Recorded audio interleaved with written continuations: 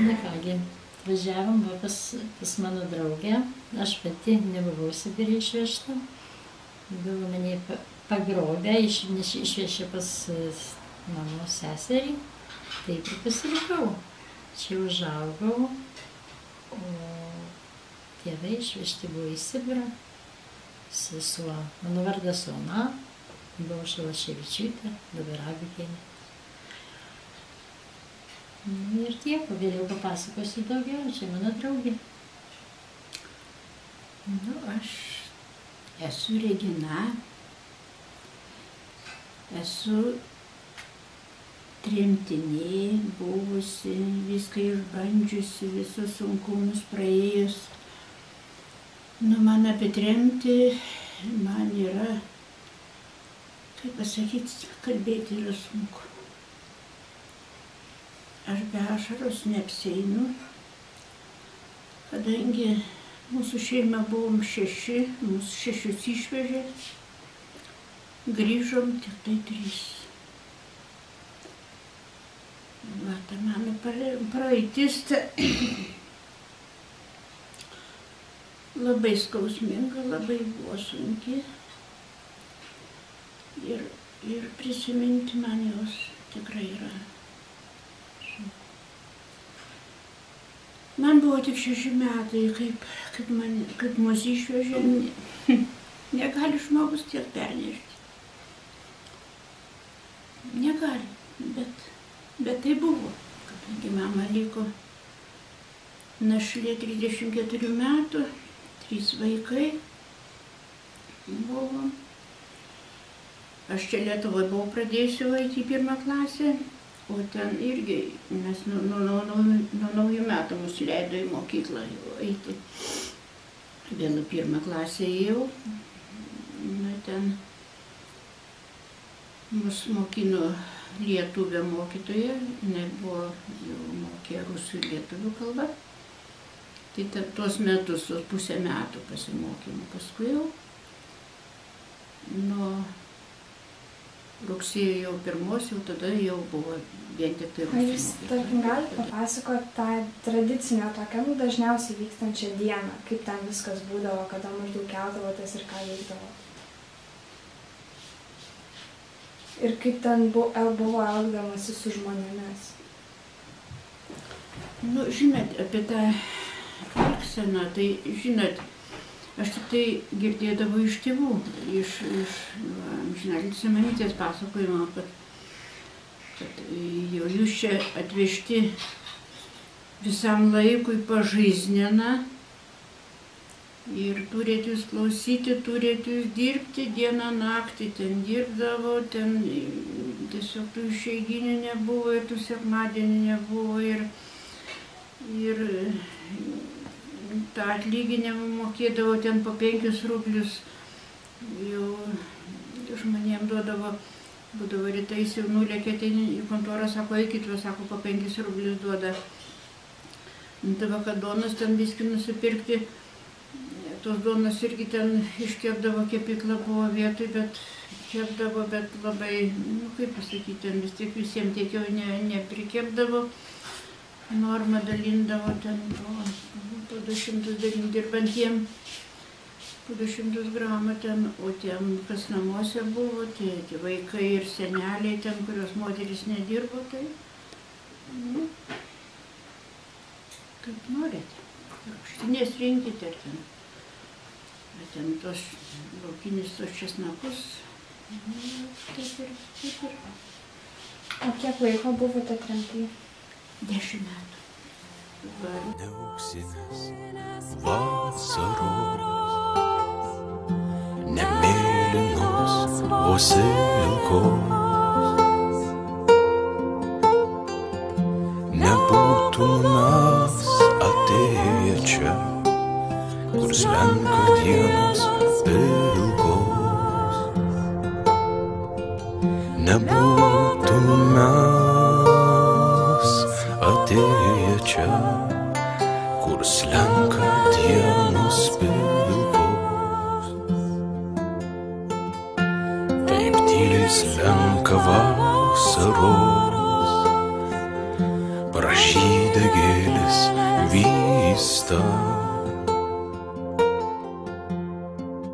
Mes tyliai šluostom. Tos kelionės į tą mokyklą. Kol nueini, tai ten visus griovis, visus iškočioji, jeigu sniegas būdavo, tai kaip į vaikai. Ja. Jeigu kada būna ar didelės pūgos ar šalčiai, tai apsiriši su skavom, su kaktas apsiriši tik biskį, tik nuose, kad nenušalti. Kaip būdavo, iki 55 būdavo šalčiai. Ir to sniego irgi iki kelių būdavo eini, pirmas, tai tu dabar eik pirmas, tai eina tas, tai mes į jo pėdas tada jau įžengiam, tu tas pavargo, tada jau, sekantis, kaip pasakyti, kaip vaikams. Mes tyliai šluostom ašaras, palaidoję jaunystę. Paliksime tas kryžkeles ir viską, ką turėjom. Jaunystė, juoką, ašaras ir tą, kurią mylėjom. Jaunystė, juoką, ašaras ir tą, kurią mylėjom. Ir atsibunda, jau iš ryto žiūri, kad jau tas sustingęs. Negyvas žmogus šalia. Tai tą paima dar, ta čia bevežama buvo šitai. Tai tada laukia, kol traukinys kur nors sustos, tai tada išlipa, ten prakrapšto kažkur tai žemę ir užkasa. Ta žmogų kryželį pastato ir toliau važiuoja. Ir taip, o jau rūbus tos, tai tą žmogų tai trupučiuką apvyniodavo, o rūbus tai pasiimdavo, tai nudraskydavo, kiti šalta buvo, kad jiems labai. Barakuose, kaip gyvenom, tai pradeda kūrenti tą jau pečią, ten turbūt ne tik nuo vidurnakčio, kadangi reikia visiems įsivirti valgyti, nors po vieną puduką, kas pastatų ten sriubą, ten košeką, tai vis tiek šeimininkė. Tai visi pradeda kūrenti. Tai žinot, koks miegas tada būna visiems. Vienas verda, vienas ten eina, ten. Tai, aš prisimenu tą baraką.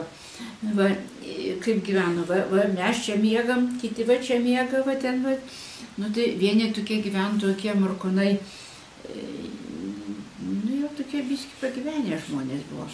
Tai jie pasidarė ten tokia, liktai kažkokios sulpelius pasistatė, užuolaidėlė ten tokia užsileido, biski jau privati. Biski.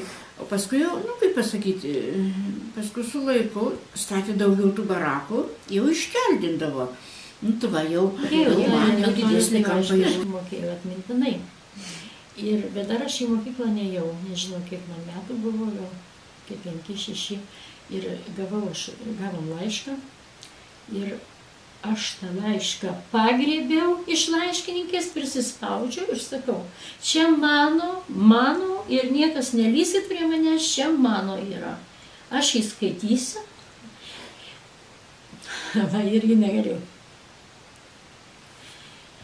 Ir žinokit, aš jį atsiplėšiau, skaitau, negaliu skaityti. Galvoju, man tamsu. Aš užlipau ant suolą, atsisėdau ant stalo, lempa didelė tokia brožinė. Atsisėdau prie tos lempos, prikišau. Žiūrėjau, vis tiek, aš negaliu perskaityti. Ir kas čia dabar, kodėl aš taip negaliu perskaityti, o pusbrolis sako, aš tau sakau, duok, sako, aš tau perskaitysiu. Tada supratau, imk, sakau, skaityk, tai įsivaizduot, aš tą dalyką, kaip prisimenu, kaip. Nors man buvo labai gerai čia gyventi. Geri žmonės buvo. Bet, kas nepatyrė, kad kiek bepasakotum, kiek besakytum, kas nepatyrė to, nu, neįsivaizduoji, kad atrodo, nu, atrodo, taip jau sunku buvo. Tai pasakoju, kitą kartą pagalvoju, argi galėjo tai būti?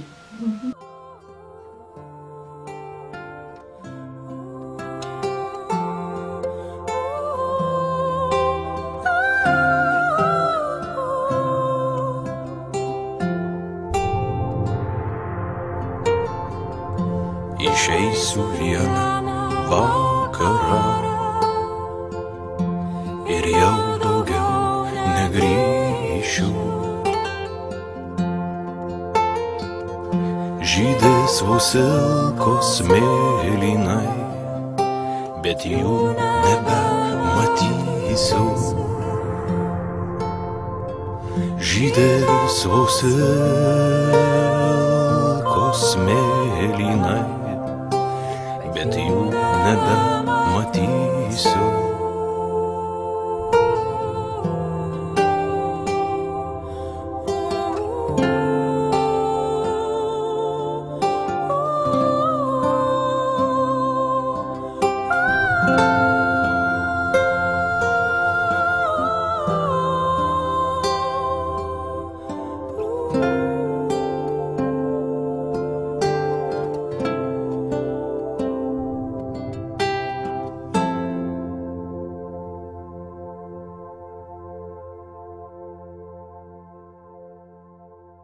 Dalį.